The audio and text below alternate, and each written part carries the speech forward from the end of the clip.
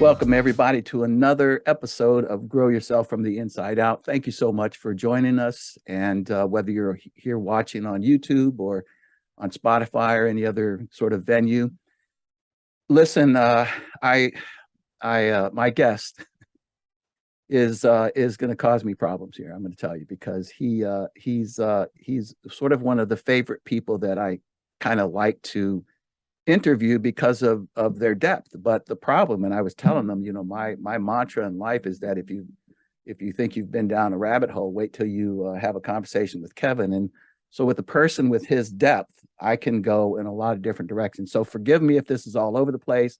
That's just how I'm going to roll. But interesting enough, philosophy, if you will, has been something that has intrigued me all my life. I am not even close to a scholar. I'm not even that well studied. I've read a lot of things where my interest would go to, like things about Plato and Aristotle, and been fascinated by it. And really what turned me on was when I was in the Air Force so many years ago. I remember my first philosophy course. The professor, I think the first assignment was you need to write a paper on the following question: do cats think? And by the way, I'm going to ask this professor about that question too. I kind of sat on the fence about it. I said maybe. I mean, we don't know yet, actually. But in any event, so we're going to talk a little bit about putting philosophy into practice. And I know that many of my listeners are educated. We don't even have to be educated, but have some understanding or maybe even much better read on philosophy than I am. But the thing about it is that when you pay attention to some of the great philosophers and their ideas, man, they really can provide, good ideas for us in life, and certainly ways to grow, to learn, to expand our life, ways of thinking to help us solve problems, critical thinking, all that other sorts of thing. And so we're going to kind of, we've already agreed up front that there will be at least another episode with my guest. And so what we're going to do is just start off today and just talk a little bit about philosophy, but hang on, it's not going to be the dry, sort of thing. We're going to talk about, really interesting ideas, I think, that we can apply to our life. And so let me introduce my guest to you. It's for more than a decade, Greg Sadler has kept one foot in the world of traditional academia and the other in applying philosophy in public, professional, and practical context. Based in his hometown of Milwaukee, he teaches for Milwaukee Institute of Art and Design, edits Stoicism Today, produces video, podcasts, and writing content on philosophy, and works with clients through his company, ReasonIO, and we'll ask him about that. As I said earlier, he's a big thinker. He really is. I've listened to his work. I've read some of his work, and not only that, just has this really deep well of understanding and experience. And by the way, there's one other little thing. I think he's a metalhead. I'm not completely sure about that, but I get the feeling that that's the case. So we'll ask him about that. So if you would, please welcome my guest. It's such a pleasure, Dr. Greg Sadler. Greg, thank you so much for being here with us. Yeah, thanks for that wonderful introduction. And I am indeed a metalhead, but there you have it. You call it a classic metalhead because there's like heavy metal with all the different genres that spun off of it. True. And then there's the stuff that happened in the 70s and 80s, and I'm more rooted in that older stuff. And interestingly, we've gotten to see, my wife and I, a number of those bands over the last 10 years, many that I didn't get to see back in my teen and 20 years. Oh, wow.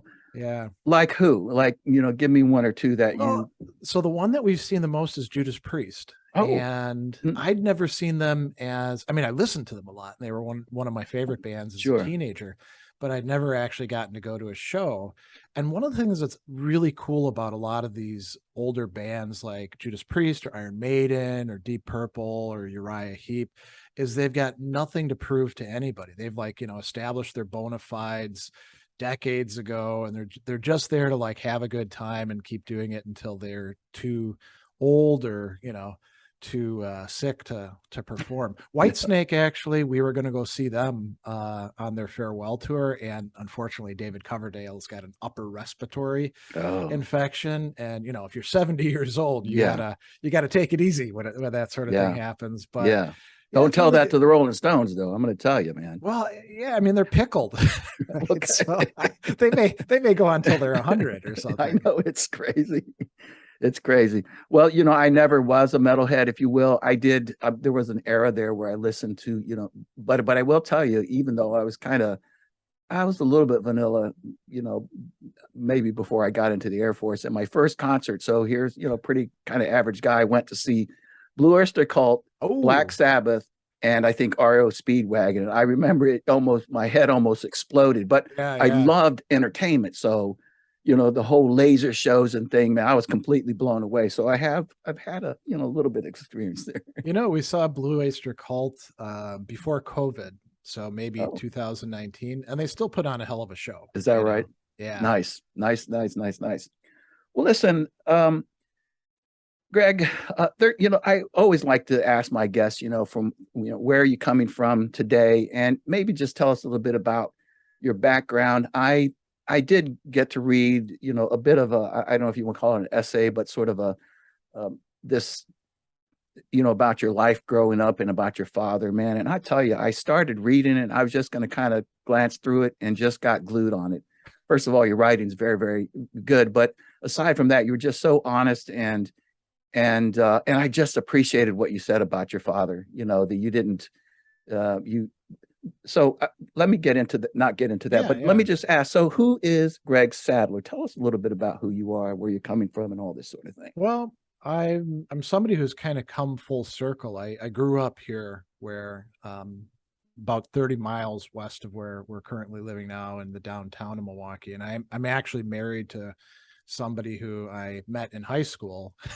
Who dated my arch rival at the time. Yeah, he won. There's a whole story there.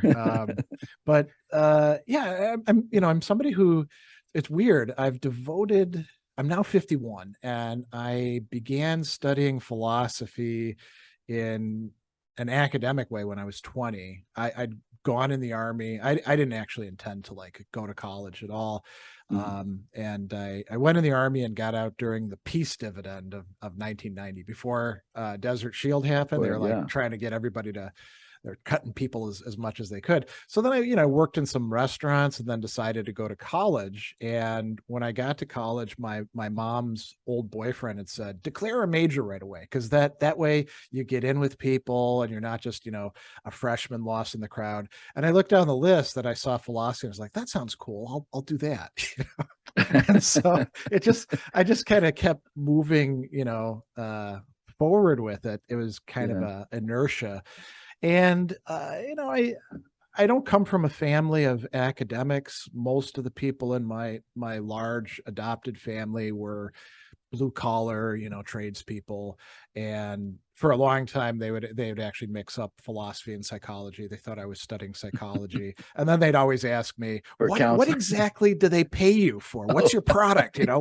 Why would anyone do anything for you? But I came to philosophy, and I think I'm kind of different than a lot of my peers.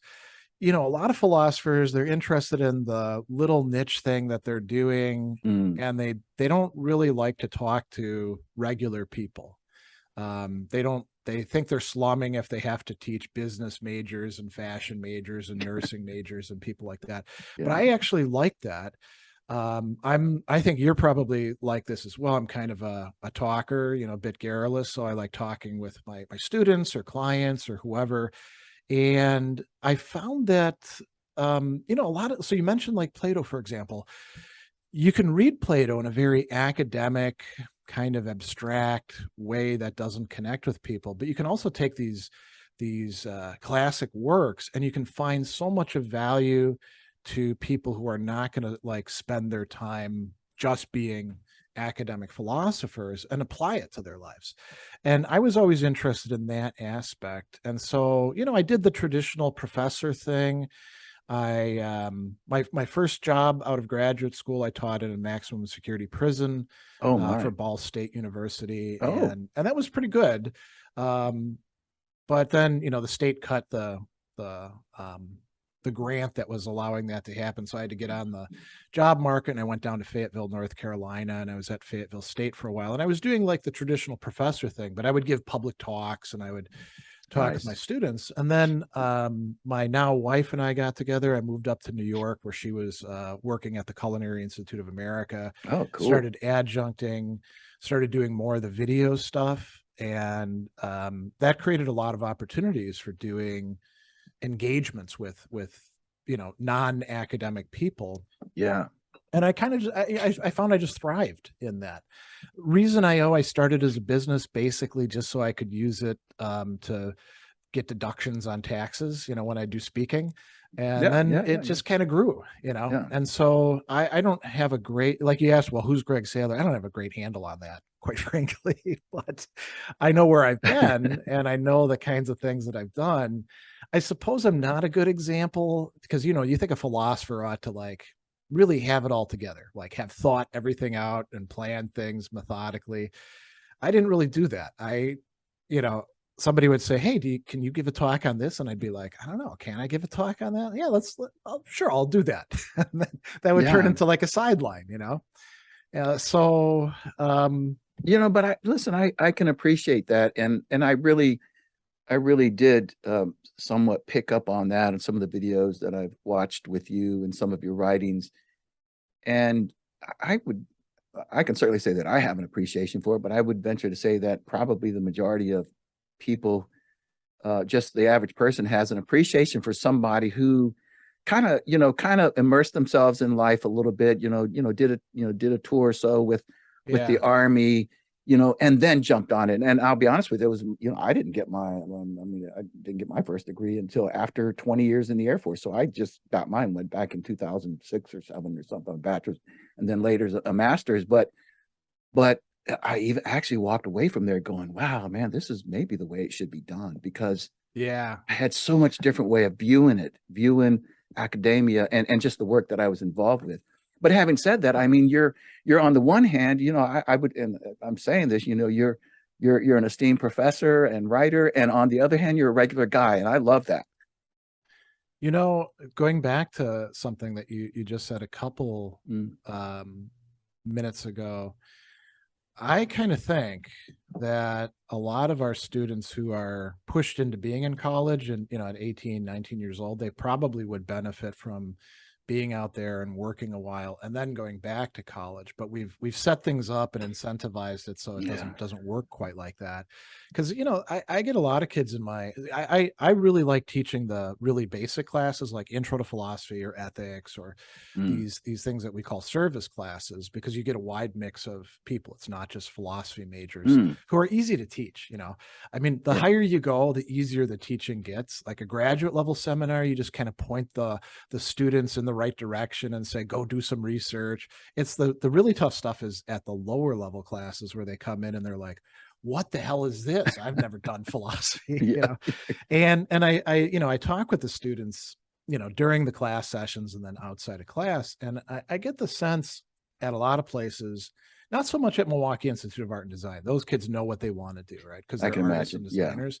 But like when I teach at Marquette University, or when I was teaching at Marist or Carthage College, some of these kids, they're just kind of going through the motions, Hmm. and they'll get something out of a class, but they might have gotten something more had they taken it 5 years later, Mm. you know. Yeah, man, I get that. I think that's worth, those listening who, still who, maybe still have kids in high school or whatever, to think about that.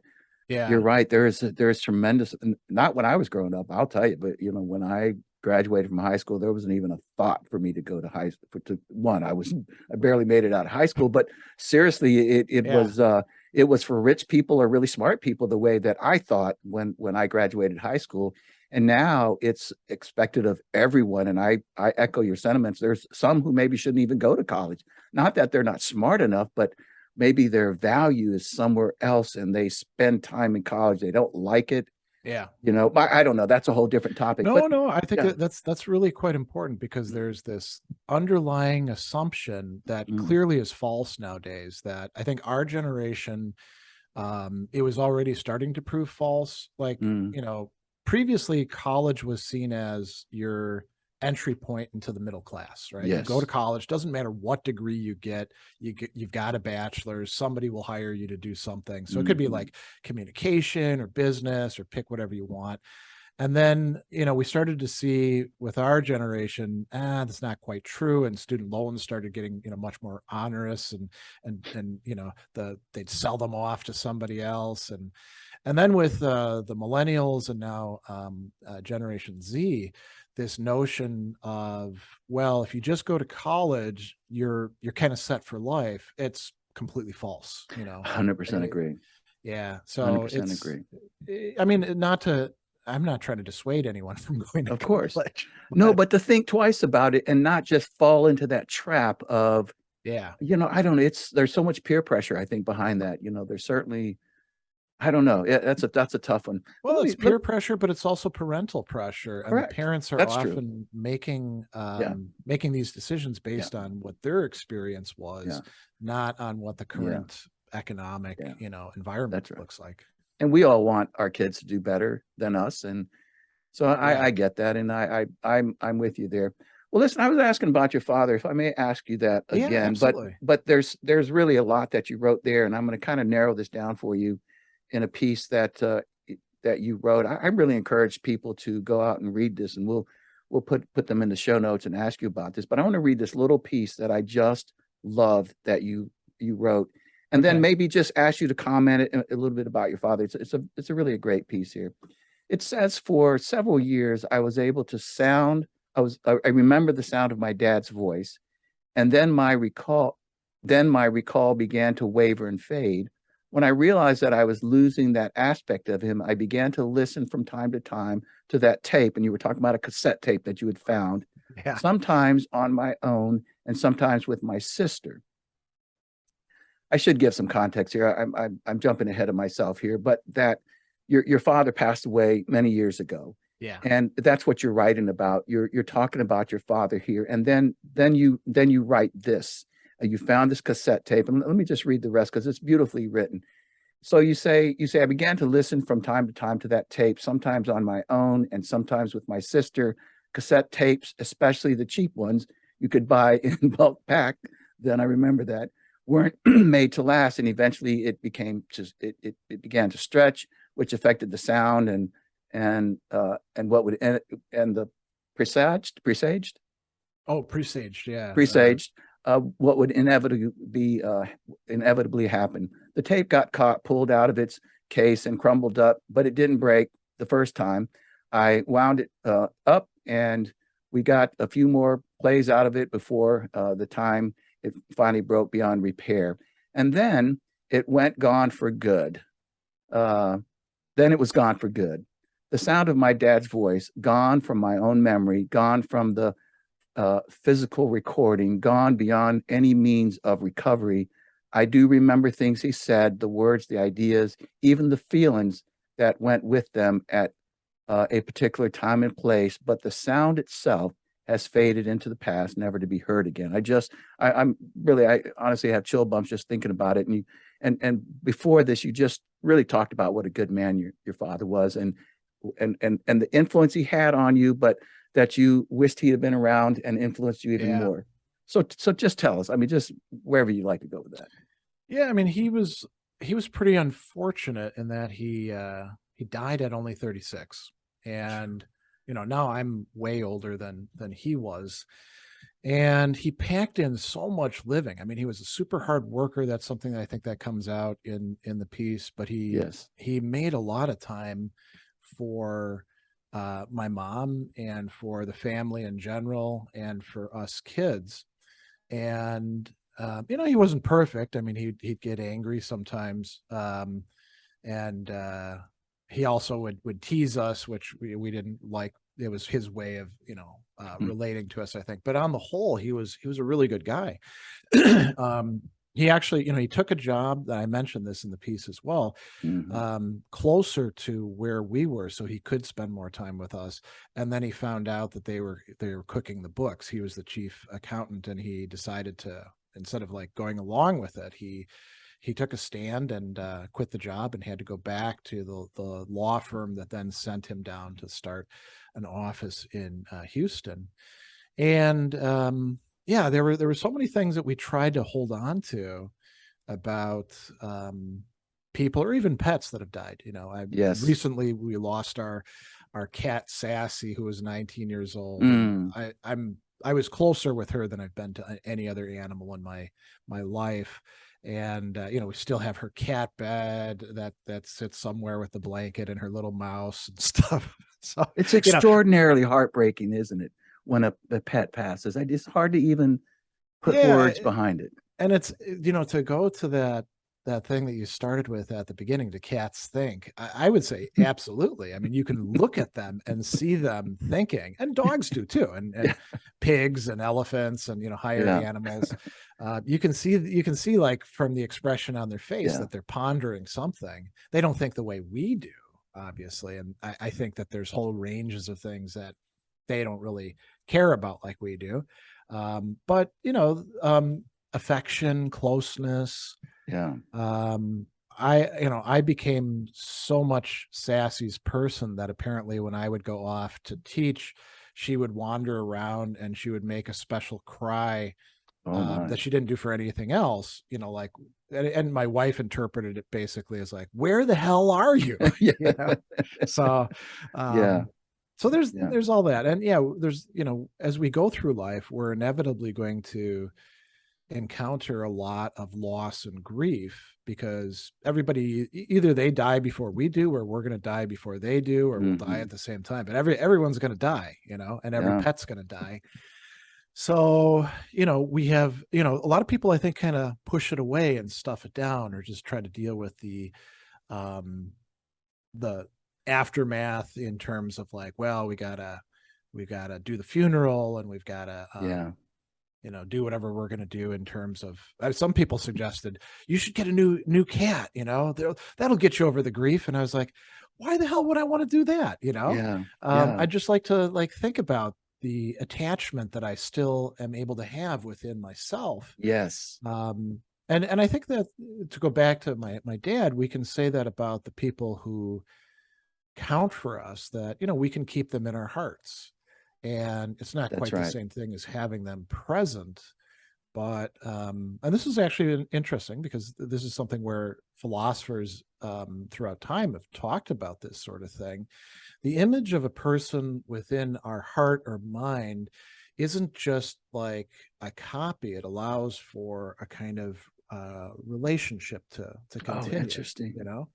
And so, like St. Anselm, when he's writing to his good friend Gundulf, he talks about preserving this image of him in his heart. Anselm is in Canterbury. Gundulf is way the hell up north in York. They can't see each other very often, but they were very close. And so, the letters only allow, it'd be sort of like us emailing once every couple months or something. But this possibility of keeping a vivid image of somebody else in your heart allows you to continue the relationship. But to go back to the sound thing, we lose certain aspects. I don't remember what my dad sounds like, and I don't remember what my mom, who died back in 2000, I don't remember what she sounds like either. But I can remember the effects that they had on me and the decisions they made, and things along those lines. And I think all of that is so important that I don't know, all of us reconcile or hold on to or blend into our lives, what these people meant to us, whether it was a good relationship or a bad relationship. It's in my way of thinking, such an important aspect of our lives that if we just push it away, there's nothing gained there. Either you're not able to hang on to that beautiful feeling that you had about your parents, or that you don't recognize, maybe even some of the good that came out of a bad parent, I Well, tell it all the time how tough my dad was, and I resented it for a long time, but it's made in part who I am today, and the good parts of me, you see. yeah, and I think that the relationship can change, Mm, remembering my dad yeah. when I was 18 is very different than remembering him when I'm much older than he was when he died.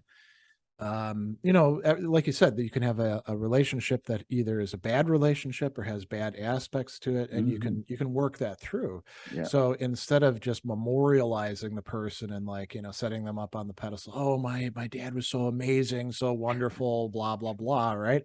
You can say, yeah, he was a good guy, but he did this thing over here, like the teasing thing. I found myself, I told my wife about that, Mm, and she would point it out when I did it with my own kids. interesting. And then I had to make a deliberate effort to rein that in, because I had that you know mostly good modeling but bad on Yeah. that point that was ticking them off, just like I'd get ticked off when I was a kid. Right. you know Yeah. Right. Right. No, so that's so there's interesting. yeah so Yeah. there's lots of things we can Yeah. do in terms of like working through. I mean, you could have somebody who's like kind of a bad person, more bad than good in Yeah. your life, and they still mattered to you because they were your family member or Yeah. something, and they die, and you work through the stuff that was detrimental or bothering you or damaging, and you change the nature of the relationship over time Yeah. by doing that.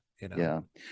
My my late mother-in-law, she matter of fact passed away last July at 94, and wow, she was a true matriarch, and she just impacted so many lives, including mine, for the 30 something years that I knew her.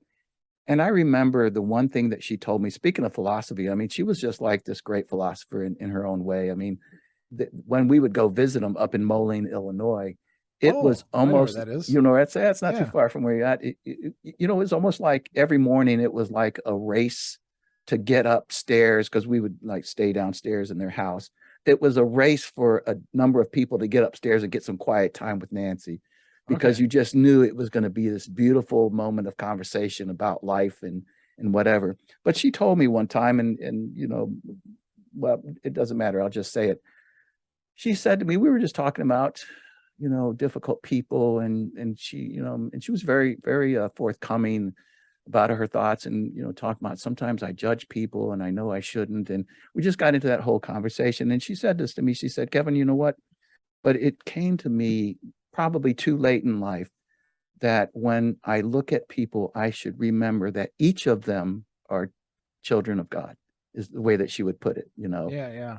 And whatever you think about that or religious thing is it just it put me back on my heels a little bit, saying, you know what, you can say that in a lot of different ways, that man, we're all broken in some form or fashion. Yeah. Some we can't tolerate, but others, maybe as they pass on, you just think, yeah, I mean, I don't know, maybe they did the best they could, or maybe there was a good side that we wished we could have seen a little bit more of. So I just think that was a powerful thing that she said to me, that it doesn't always stay at the front of my mind, but many times if I'm angry, or if somebody really pisses me off, I try to go, listen, you got your own shit. So, you know, don't be too Yeah, I mean, that's judgmental. that, that that's that's true. I mean, like with people who are kind of casual Mm, interactors, like I don't know, coworkers or neighbors or stuff like mhm. that, we only get to see this tiny little sliver of Yeah, of that's who right. they are. But even with like again, parents who've died, like I didn't get to know what my dad was like as adult to adult. Maybe I Very did interesting. idealize him, in ways that, had I known him, as he moved into his 40s and 50s and I was moving into my teens and 20s, maybe I would have seen things that were not as good. Very interesting. But you get the little window that you have. So Yeah, no, that's right, man. I love that.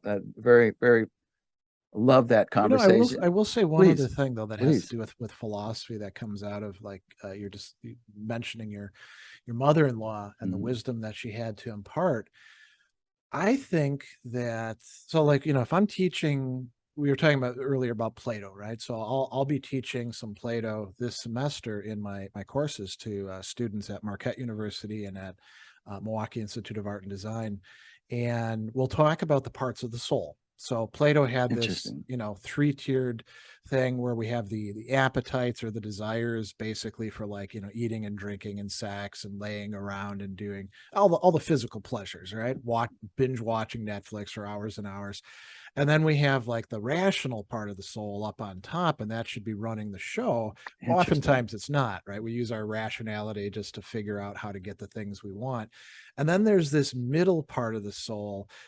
Plato calls it thumos, and it's the part that gets angry. It's the part that cares about social status. It's the part that courage resides in. And you don't necessarily have to buy into this entirely to see that there's some truth there, right? That we need this energetic part of the soul, or one of the beautiful translations of it in the Philokalia is the incandescent part of the soul. Like when you put, Mm, through the old light bulbs before we had yeah. all the LED ones, it heats up and stuff. So, Mm, when we're talking about this, I'm presenting it to the students and I'm giving examples that they can relate to, and I'm having them think about themselves. But I can talk about it in a way where I'm doing it in a seemingly just purely objective way, and I'm teaching them what Plato has to say about this. Plato's the real big teacher, and then I'm kind of an intermediary, but I'm not saying how it has anything to do with me, right? interesting. If instead I say, yeah, I struggle with anger myself. I actually, one of the main areas I work in is anger management, and it's because I grew up pretty angry and looked to philosophy for resources to help me with that. When you say that to your students, or if you're doing a presentation, to a group or something, or like when I do work on anger management with clients, um, that inclusion of yourself as, like you said, somebody who's not perfect, is struggling, has gotten some help from this philosophical distinction or doctrine or something, you can see like their eyes light up. Mm, They're like, oh well, it's mm, this is not just for me as somebody who has it imposed on them. This is being invited to a conversation wow. with somebody who's been through a bit more of this than me. Wow. So you could say there's ways to make philosophy, which could be this very boring, dry, abstract thing, into something really vital and living for people. But it takes work. You can't phone it in.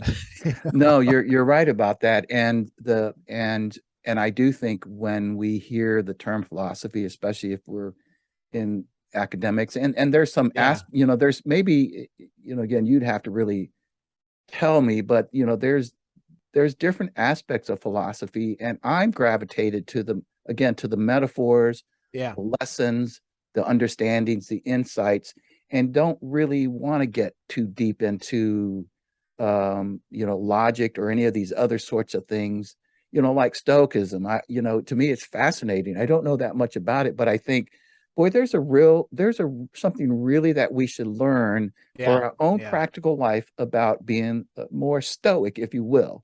yeah. And then there's other things like, I guess Plato is sort of my go-to guy. I guess, I don't know. I'm not sure why. I guess the allegory of the cave really just opened my eyes Well, to a lot of you want ideas. you want to hear a kind of a cool story about Plato? Please. So a good friend of mine who's close to retirement now, he's a professor out at St. Anselm's College, Montague Brown. He grew up in California, His name is and Montague Brown. yeah, No, he yeah, sounds like he a goes by philosopher. Monty. Okay, got it.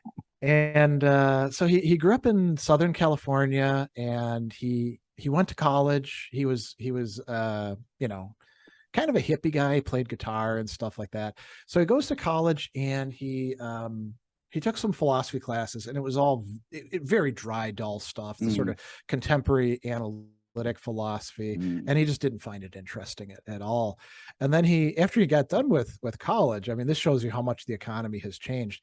He could make a living as a busker, just going into coffee shops and playing his guitar and singing.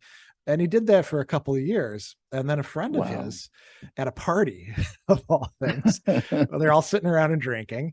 And this friend heard that Montague had taken some philosophy classes, and he's like, "Oh, you should read Plato," and he'd never read Plato before. And he's at this party, and he's like reading this stuff, and he's like, wow, this is very different. This is philosophy. And his friend is like, yeah, that's I mean, as Plato is like one of the early people that gets the whole ball rolling. And the entire party just sat there and read this Plato book. and then after that, he took it home and kept reading it. And then he's like, I'm going to graduate school. And he went to graduate school for philosophy. And he got into it as a field that had something to say to him, whereas previously it didn't. And I think the beauty of the dialogues too perhaps had an effect. We're being Yes. invited to like a conversation rather than just being lectured at. No, 100% about that. And again, I'm not even close to sort of having this deep knowledge about philosophy, but I use it quite a bit even in my talks, just little aspects of it that I've grasped that I just think about, and so forth. And I'm going to ask you one of those questions. So let me back up just a little bit. This is what I mean. I took you down this rabbit hole, but it was a beautiful conversation. And my first question is about to come out here, but let me just ask you in maybe the most practical, ninth grade way of saying this, what is philosophy? How do you define that? I mean, yeah, I don't, because there isn't a consensus definition. There's lots and lots of like interesting alternatives out there, because everybody who does an intro to philosophy book has to say, I mean, everyone said, well, it's love of wisdom, but what the hell does that mean? Right. I mean, that doesn't tell us anything. I think that you can talk about philosophy as a literature, right? And then you say, well, what do all these things have in common? And maybe there isn't a have in common thing other than dealing with, big questions or stuff like that. And it's also an activity, right? That's connected. Like the literature reflects that activity that happens, but we can do philosophy like we're doing it right now. And then it's also a discipline that you'll find in academic departments, but also in other places. And what that looks like changes over time and place too. And you could think of these as like three different aspects that intersect with each other. And that's usually how I explain it when I'm doing like an intro to philosophy class with my students. I actually have a page that has all these definitions that people have given over time. And I'll say, so can you find a common thread between these? And the answer is not really. So it's not a well-defined field, but you can say that a lot of things, when you're doing it at a higher level of reflection, they become philosophy. So there's all these philosophy of this or philosophy of that. So, there's philosophy of science, which a lot of people are really big on, but there's also like philosophy of sport. And it's an area that I don't work in, but I think is pretty cool, where they think about like, well, what is sportsmanship, or what is fair play, or what is the point of, having games. And there's a lot of ethical evaluation built into it as well. And so there's all these different areas. Think about philosophy as kind of like a parasite in some respects, and it gets its tendrils into all these other activities. Very interesting. So I often, again, just depending on what I'm talking about, I have this, this question that I often pose to audiences, and I ask them the following to get to a point that I'm getting to. It may not have so much to do with the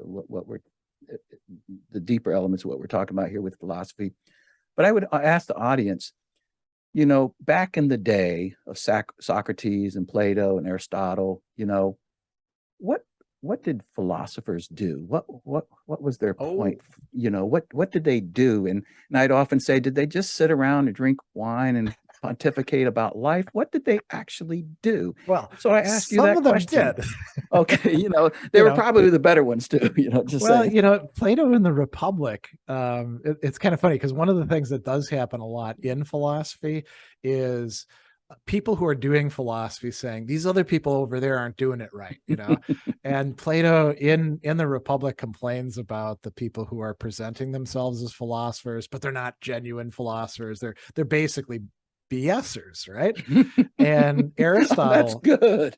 yeah, I like Aristotle that. actually, in his discussion of anger in the rhetoric, he talks about people getting angry when something that they think is valuable, they identify with, gets disparaged. Mm, And he says that if they're not particularly good at it, they get angrier. So the people who like are wow. are into like feeling like they're a philosopher, but they're not really a philosopher. If you attack philosophy, they'll get real upset because it ties in with some insecurity. So there's like a long history of philosophers saying that these people over here don't count.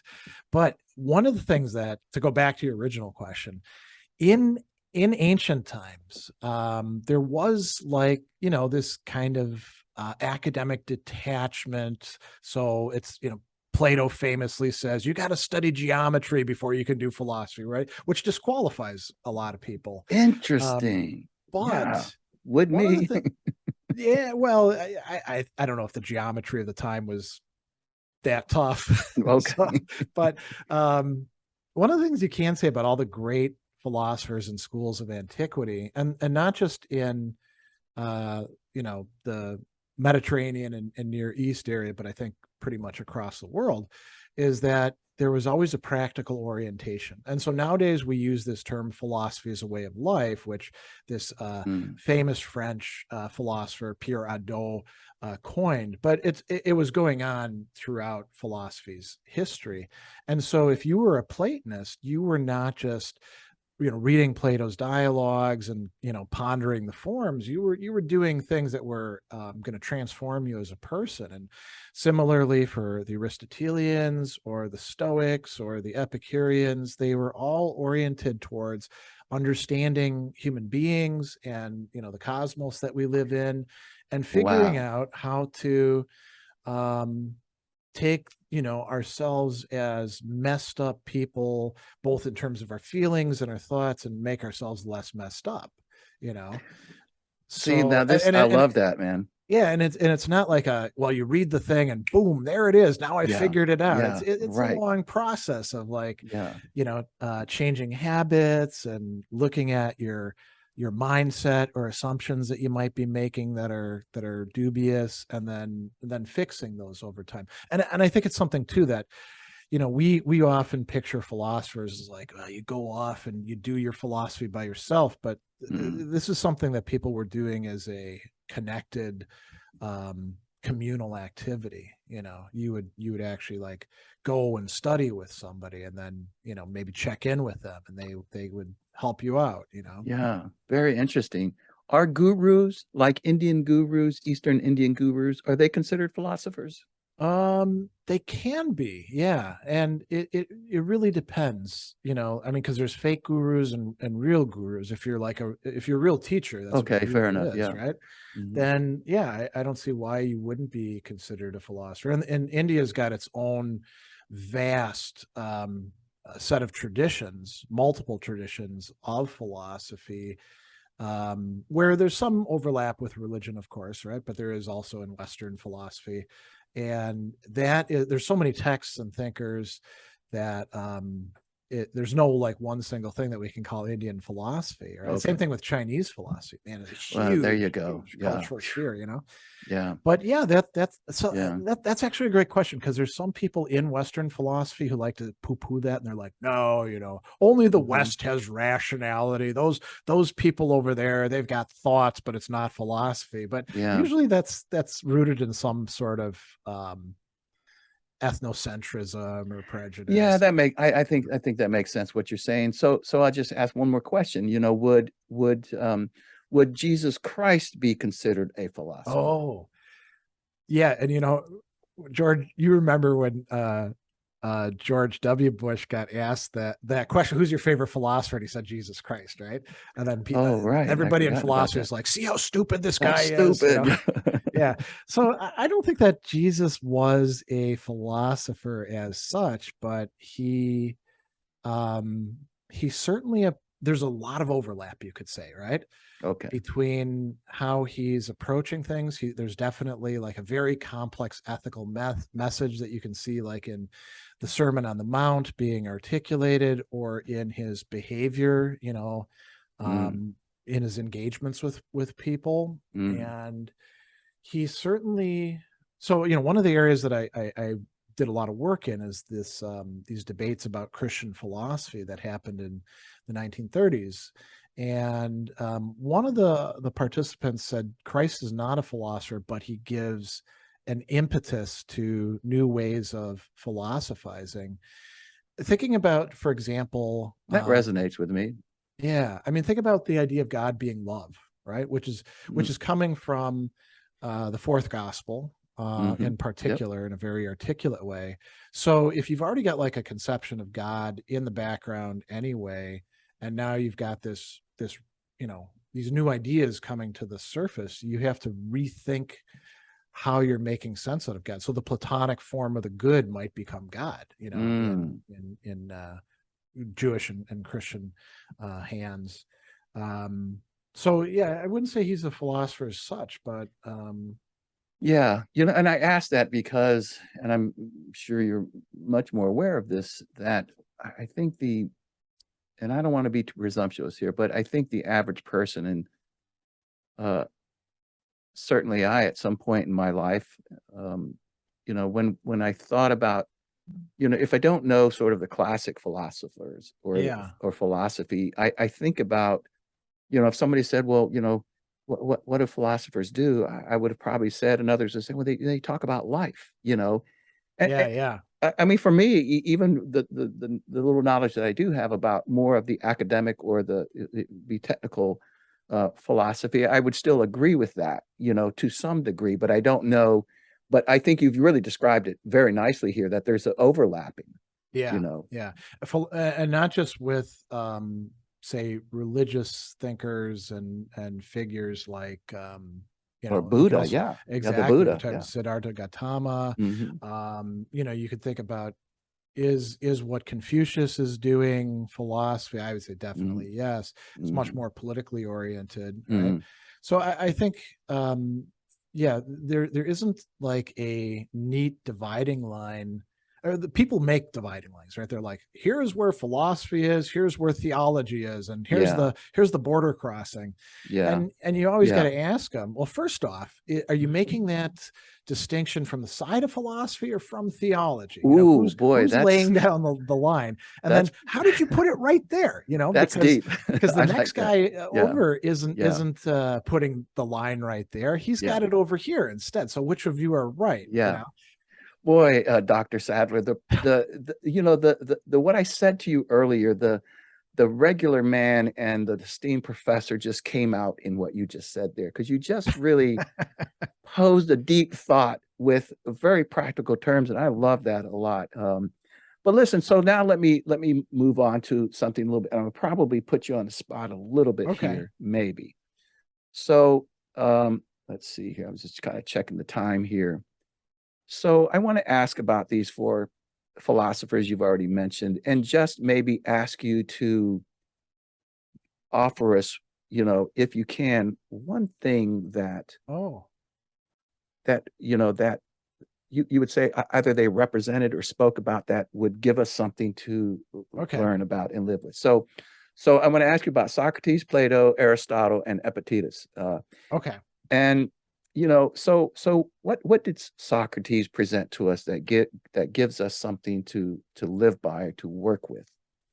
One of the consistent things with Socrates is his emphasis on prioritization. He goes around to all of his fellow Athenians and he says, you're paying so much attention to like your career or your social status or your property or your body, and you're not engaging in care of the soul. Who you are, the person that because you can lose your possessions, but if you're a miserable bastard, you're bringing that with you no matter where you go, right? And so Socrates was really stressing that what we ought to be prioritizing is whatever you want to call it. It could be the soul, the personality, the The me that I bean. Yeah. exactly, yeah. And he was saying we should take a look at this. We should try to come up with some standards for figuring out whether we're doing good or doing badly. Oh Being man. rich, you can be rich, but also a terrible person, or you can be miserable. So what makes us actually happy or well off? I would say that is, I mean, there's a lot of other things that he says, I can obviously, imagine. right? Yeah. But I knew that's that's why I thought I would put you on the spot. There's so many different directions. But isn't that even like wildly true today with, let's yeah. call it the Oh great yeah. resignation, where people are saying, yeah, man, what is this all about? Maybe life is more important than status and money and corporate That's America and whatever. that's a great example. And I think that part of what's going on in the Great Resignation is that people are saying, I bought into this for a while and I Mm. was willing to try it out, but it's not as if the economy is going to like love me or reward me or something like that. I'm gonna find something else that really matters to me instead. Like maybe my kids, spending more time with them, or I don't know, writing a book or Oh whatever it man, happens to be. I love that. Yeah. Okay, With so with please, the please, other please, three, do you mind Plato. if I focus them You on do it one exactly particular the way thing? that you'd like to, please. Well, I mentioned that, I do a lot of work on anger, and all three of those people have some really great insights about anger. One of the key ideas that Plato brings across is that we get angry with other people very often when we disagree about key matters. And then we feel like, they're being jerks or they're stupid, and we get all riled up about it. And those key ideas are things like the just and the unjust, or what's useful and what's harmful, or this wide range of things that the Greeks called the beautiful or the fine or the honorable, or Mm. the opposite of that. And in the Euthyphro, Plato has Socrates and Euthyphro say that not only do the human beings disagree and get angry with each other and hate each other over these things, the gods do as well. Interesting. So I think that's a usable thing. When we find ourselves in conflict with other people, we clearly have different values, and it's very easy to become angry with them because we're like, who the hell are you to view things that way, right? And Yeah. so we can be on guard against that. With Aristotle, he has a very sophisticated treatment of anger. You might have, if you've ever read Daniel Goleman's Emotional Intelligence, it Mm-hmm. begins with that Aristotle quote Mm-hmm. about it's easy to get angry, but getting angry, and then he lists off all these different criteria with the right people at the right time to the right amount. That's something that's quite Very interesting. actionable, right? You can like get into a situation. You know how you sometimes like you're angry with your boss, you vent on your fellow employee, or you go home and yell at somebody else. Well, that's the wrong people, right? Um, Right. Wrong amount. You can ask yourself, I'm ticked off about something. Does it really deserve this amount of affect? Boy, I love that.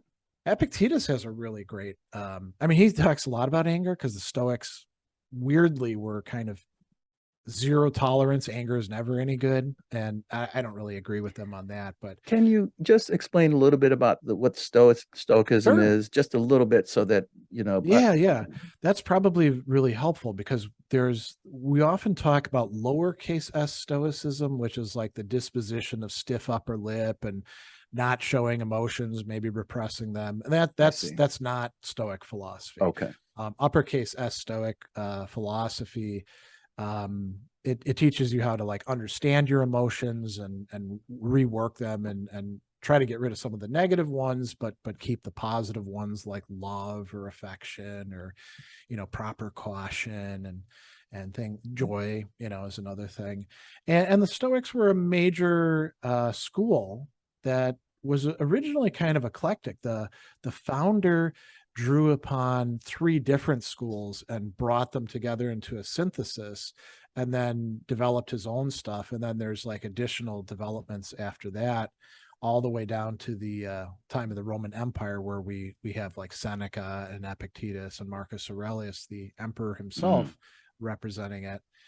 And it's been in and out of vogue throughout history. There was a huge Stoic, or a huge interest in Stoicism in the early modern period. all the way up to like maybe the 19th century, and then it kind of goes into decline. And in the 20th century, towards the end of it, it's become really big. And so now, there's like probably at least a couple million people practicing Stoicism worldwide. What would you do then, Greg, if you were practicing Stoicism? What is sort of the central theme, if there is Oh, one, behind that? if I had to pick just one idea, and this would be something that's not unique to Stoicism, but is common to a lot of different philosophies of life, it would be that we have some capacity to intervene in whatever habits or programming or whatever you want to call it that we've got. So we can rationally decide to make ourselves into better and happier and, better adjusted people. But it's difficult. There's a lot of different ways to do it, right? Wow, man, that's deep. I have never heard that before. I mean, Yeah, I'm a great study, but I love that. well, it's really liberating for people, I think, to hear that, because we often feel like, I've got my thoughts, I've got my Mhm. background, I've got my feelings, and I'm stuck with them. I can't do anything about it, right? But I mean, Stoicism would say, okay, you're angry all the time. That's something that you could like figure out what's going on with. Why are you angry all the time? Why does the same thing keep happening to you? What can you change in the ways that you look at things so that you're not, you know, automatically going down this thought process? Wow, that's fascinating. My ego needs to clarify something in that Sure. I that that I had never heard that that's what Stoicism was about. Was this that concept? And it's fascinating. I mean, I think I probably did have sort of the small s and the large s a little bit more confused about it. That's fascinating. It makes me want to go look more at Stoicism now about this, Yeah, because that's what Grow Yourself is all about. That we are capable of changing it. Yes, exactly. and Yeah, it's yeah. hard. I think there's a lot of people who don't think that they're capable of change, right? And Mm, so that's an initial thing to overcome. Um, and people, like I said, it is liberating. People hear that and yes, they're like, "Oh crap! I actually don't have to feel like crap all the time." man, that's fascinating. And this brings me to, and I'm going to ask you in a minute how people can find you, but I'm going to set us up for, uh, we can't get out of another episode here, because I just thought of what we should talk about, what I want to hear Okay. you talk about. And that is the concept of, you remember when I asked, what do philosophers do? One of the things that I try to bring out in that little sort of lesson is that they really ask good questions. Yeah. When you think about, Socratic dialogues and all these other sorts of things. And this leads me to believe, now hearing what you said about Stoicism, is that one of the places that I've learned that we can start to change ourselves is by asking simple Right. Right. questions, you Yeah. see. And so I would love it if maybe our next go round could be talking about the very idea of asking questions of ourselves. I don't know if maybe Socrates actually asked this question, but I had read it somewhere. It could be true, not true, but it's still, there could be some profoundness around this. Yeah. And I would bring up this thing that, Socrates would ask, why does the leaf fall from the tree? Why does the leaf fall from the tree? And when I first heard that, and even when I introduced it to maybe people I'm talking to, they're kind of go, what? But then I start thinking, and really think about that question for a second, and you Yeah. will start to go deep trying to answer why that actually happens, which it's only sort of an idea that we present, that the questions can take you into a deeper level of thinking and understanding, and therefore growth, in my opinion. I think that's right. I don't know if he actually did ask that one. That one doesn't I come to have no mind, idea. but Yeah, it's a good question, because you could steer it in different directions. Like you could have somebody could come along and they're like, well, the leaf falls from the tree, and they give this scientific explanation for how, correct. like, there's like a drying that takes place, and I don't even know the mechanics of it, but and then somebody else could be like, well, they fall from the tree so that they give me work to do. Yeah. cleaning them all up. Yeah. Or they could have another sort of Yeah. teleological Yeah. explanation, like, Yeah. well, they fall from the tree to provide cover for the things that are growing underneath it, like bumblebees and Yes. stuff like that, right? And And so there's like, I don't know, who knows how many potential directions that one question could correct. lead to. And And the so same thing you could happen with like, why are you angry? there Right? it is. I was just going to say exactly the same thing. You start Yeah. with that question. Why am I so angry? Yeah. Yeah. And then that can like lead off into all these different directions. I will mention something. I got tasked by Marquette University to take on 3 classes this current semester, and 2 of them are this like upper level capstone core class. That's a new class, and it's supposed to be like problem oriented. So, it could be about racism, or it could be about the economy, or it could be about COVID protocols and stuff like that. And we'll see whether they like me doing this or not. It's one of those things where I'm gonna instead of asking permission, I might have to Ask for apologize later. forgiveness. Yeah. Yeah, exactly. But I'm focusing it on anger Oh, and very anger interesting. within our society. So I'm going to work with these, roughly 20 to 24-year-olds, thinking about what resources we can take from philosophy to understand our own anger, to understand other people's anger, to change some of these things ourselves, and maybe figure out when it's okay to be angry in terms of working for justice. Wow, that's fascinating. No, I congratulate you for even thinking about going down that direction because, um, there, as you say it, tools and resources and Yeah. ideas that we can draw on from some of the great philosophers that really, in some ways, outside of academia, is lost to the Yeah. average person. You Well, see, and I think that's fascinating. and Yeah. with anger, it's unfortunate because we don't get much helpful learning about it in Mhm. K through 12, unless you screw up, right? And Mhm. then they'll send you to a counselor. Mhm. And then as adults, we get almost nothing about it Mhm. except for bad examples, unless you really screw up, and then you're mandated to do anger Anger management, right? management. Yeah. But that's only for like the people who've really gone off the edge and got themselves into enough trouble that somebody else can boss them around and tell them they have to do that.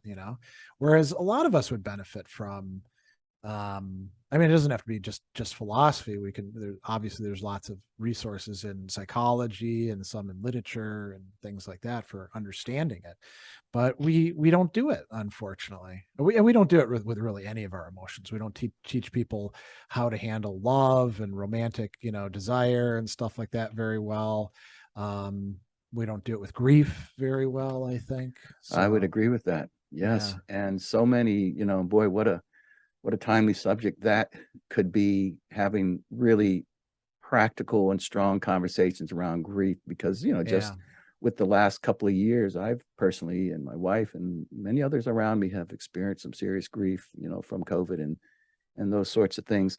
Well, listen, I mean, wow, just this was so great to have this conversation. May I just ask, Greg, can you tell folks, and I have your links, but I'd love for you to tell folks where they can go read your works or your book. I know you have a book, and Yeah. just where people can find you. Well, I will say this. I'm very fortunate in that although there are other Gregory Sadlers out there, if you type in Gregory Sadler into Google, all sorts of my stuff will come up, I've right? seen it. So, it's got to be kind of hell for the other Gregory Sadlers who are trying to. Yeah, but the heck with them if they can't take a joke. Yeah, exactly. But that's one way people can do that. The Okay. book that I've actually, so I've written a book called Reason Fulfilled by Revelation: The 1930s Christian Philosophy Debates in France, that was published Interesting. in 2011. And that's, it's translations of documents, and then I have a long historical introduction, and it might not be to everybody's taste, and it's kind of expensive too. It's like $75, so it's priced out of the casual reader range. But I did recently, with a co-editor, edit Stoicism Today Selected Writings Volume 3, which are some of the best entries from the blog, and we're Oh, actually nice. working on Volume 4, which is going to be coming out in just a couple months. Is So that on people can, Amazon or? it is. As a matter of fact, we self-published on Amazon, and the funds from it go to support the Modern Stoicism organization. How cool is that? Yeah, it's quite nice. And my colleagues at Modern Stoicism are all great people. I mean, I have a podcast, Sadler's Lectures, that people can easily just Google that. There's the video channel, of course. You're putting a lot of content out there. Yeah, I should mention I am on Medium, and the piece that you were mentioning about my Yes. dad, that's on there. I haven't been that great about getting written content out because I'm more focused on video and podcast stuff. Yeah. But I do want to do more writing. Yeah. You know. I want to encourage you to keep writing about your dad and that stuff. It's really good stuff. I mean, Oh, thanks. it's one of those, really it is. It's one of those writings that it's interesting to read about it, but there's lessons along the way that, that I just picked up on, as a dad, and yeah. And thinking about my dad who just passed last year as well, I mean, it's more than just reading an interesting understanding of you growing up and your father. There's really some good lessons in there. It's a short piece. I really encourage people. All of that will be in the show notes. Dr. Greg Sadler, I look forward to our next podcast. I'm gonna hold you to it. I'm gonna bug you if you get too busy on me, because I'd love to have some more discussions with you. Yeah, I look forward to that. And I really enjoyed this conversation. The pleasure is completely mine. So thank you so much. You're very welcome. And thanks for having me on. My pleasure.